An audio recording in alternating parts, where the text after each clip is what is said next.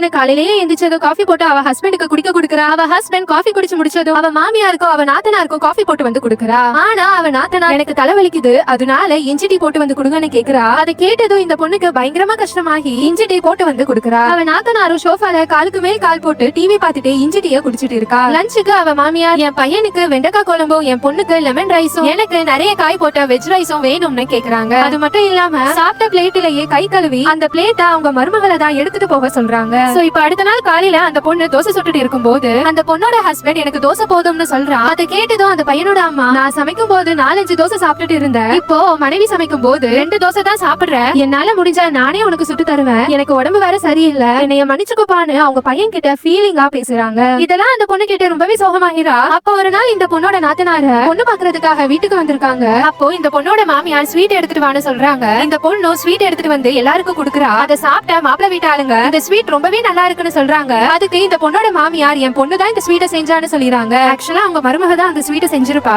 ஆனா அவங்க பொண்ணு பண்ணதா எல்லார்கிட்டையும் போய் சொல்லிடுறாங்க. இதெல்லாம் பார்த்து இந்த பொண்ணுக்கு அப்போ நான் இலவச வேலைக்காரியான்னு சொல்லி ஃபீல் பண்ண ஆரம்பிச்சிரா.